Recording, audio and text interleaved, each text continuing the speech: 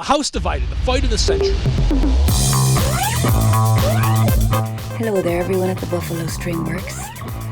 My name is Lisa Hannigan.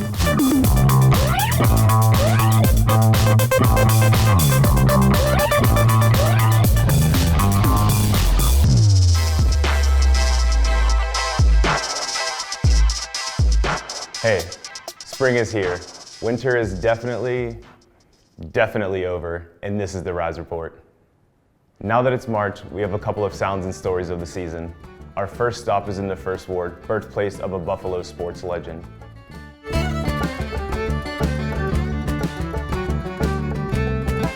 Hey guys, Colin Whitman here with the Rise team, hanging out in the old First Ward today to tell you a story about a true Buffalo sports legend, Jimmy Slats Slattery. It was from these very streets that Slattery's meteoric rise to the top of the amateur and then professional boxing world happened nearly 100 years ago today. If you're watching this today and you're a fan of Rise, you already know how much ass Buffalo kicks. But what you have to understand is back then, it was kicking so much ass, left and right. Some of the biggest fights in all of boxing history were taking place right here in Buffalo, at the Broadway Auditorium, at the Bison Stadium at the corner of Ferry in Michigan. Big fights. I dig it. A house divided, the fight of the century. There was an elimination tournament to fill a vacancy for the light heavyweight championship of the world. And it came down to Slats, an Irish guy from Buffalo's south side, versus Lou Scosa, an Italian from the west side. Broadway Auditorium was packed to the rafters with people just going nuts for this fight. We had Italians cheering for Scosa, we had the Irish cheering for Slats, and everybody was going nuts for their respective guy. Slattery won the fight and the title in a close decision. He lost the title again 4 months later to his old foe, Maxie Rosenblum. Slattery would continue to fight opponents inside the ring and alcoholism outside the ring. And his career came to an end in 1934. He died in 1960. With his decline came the decline of Buffalo as a leading boxing city, along with so many other industries. But for a few years, Jimmy Slattery and the city of Buffalo were on top of the boxing world.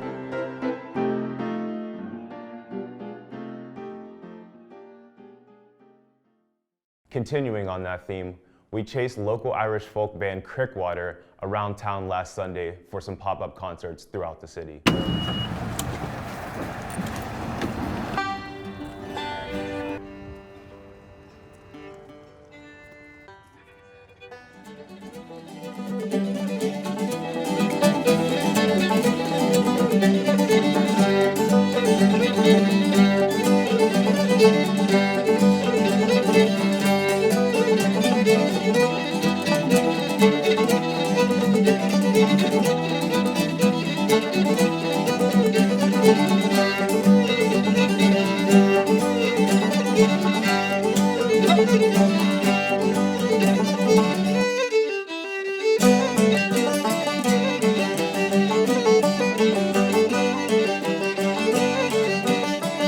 We are Crickwater. Heading down to ABV if you want to join us. Hanging out, guys. Appreciate it. Thanks for hanging out.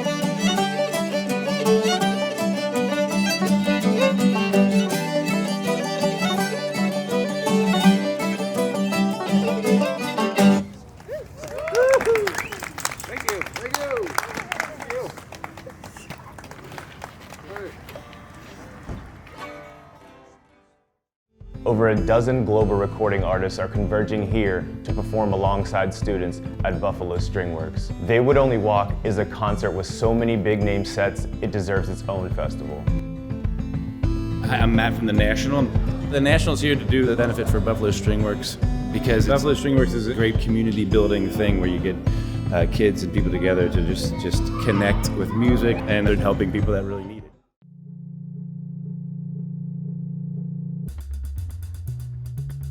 We're here today at Asbury Hall with Yuki Numatareznik, the co-founder and executive director of Buffalo Stringworks. Wild lineup, Yuki. Matt Berniger, Aaron and Bryce Desner from the National. This is the kit.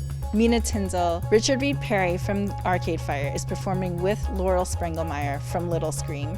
Galen Dorsey, Lisa Hannigan, Joshua Roman, Time for Three, Ben Lands from the National and Beirut, and locally we have Potter's Field, the Buffalo Chamber Players performing with our Buffalo Stringworks students, and special guest Joanne Falletta. What's their connection to Buffalo or to you? So in a past life, I'm a violinist, and my husband, Kyle Resnick, happens to play with the National. He's been with the band for over 10 years as a touring member, and the National is just so incredible about collaborating with other artists. There's some crazy connections. Several of us lived in Lismore Castle in Ireland together. Richie, Laurel, Bryce, Aaron, Lisa. And last year, with the National's album, I Am Easy to Find, they actually featured a number of female vocalists, including Galen Dorsey, Lisa, and I think Laurel was even featured on a couple shows. So again, like that's just ways that we've all been connected. On the classical side, I have had the distinct pleasure of playing music with Joshua Roman, who's an international cello soloist. We actually used to play in a band called The Lynx. And then I also had the amazing privilege of playing violin with Nick Kendall from Time for Three. It's just been this incredible way to lean on some friends and be able to share with them my love for Buffalo, my love for our BSW students, and invite them to be part of this really incredible event. Of course, the biggest part of this concert is the world premiere of They Would Only Walk. It's this amazing piece of music written by Armenian-American composer Mary Koyunjian. She's a musical documentarian, also a super close friend, and she just gives life and gives voice to our students and parents, really highlighting them, putting them front and center in the piece that she wrote for us. So we're super excited to present that world premiere to all of you. Thanks for watching. This weekend is Buffalo's Advertising Awards, so today we'll leave you with a quick throwback of our Addy Award-winning anchor, Kip Kaminsky, right after the break. Thanks again to BUFFALOCAL. It represents a collection of over a dozen local companies brewing beer and making cider. You can support local by drinking local. Find out more at buffalocal.com.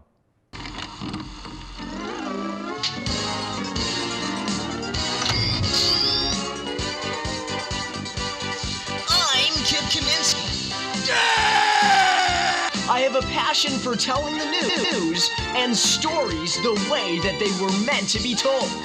Piss! Piss, piss! This morning I got in my 92 Ford Taurus.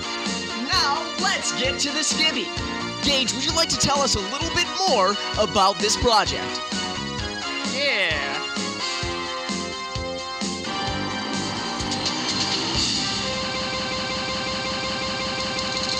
I will see you soon, John Murphy.